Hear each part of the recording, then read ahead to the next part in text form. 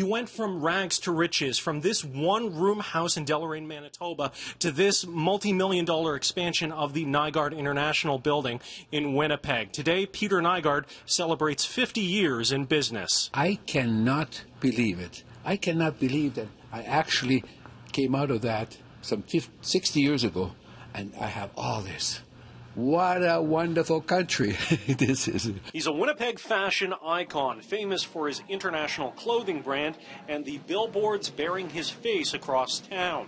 Today, Peter Nygård cut the ribbon on a new $5 million expansion to his Winnipeg facility. The factory was founded in the 1970s and has been given a facelift, which includes a new gym and cafeteria for employees, a museum of his life, and the very home Nygård and his siblings grew up in when they first arrived in Canada from Finland. Nygård says he owes his success to being able to follow the ever-changing fashion industry. You know, you really have to reinvent yourself continually.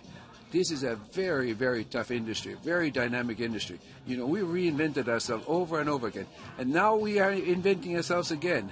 We are re-establishing ourselves in Winnipeg. We're consolidating our base from everywhere in the world, and this is the center of our attention. We got some really quality people working in Winnipeg.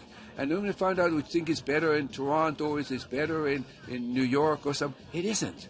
It's here. Loyal, good, hardworking people who appreciate their jobs. Renee Law is in her 80s and has worked for Peter Nygård for 40 years. She says he isn't like other employers. His factory was among the first to ban smoking indoors and do away with sweatshop-like conditions. She says it's consistent with the new amenities Nygård opened today. He does a lot for them.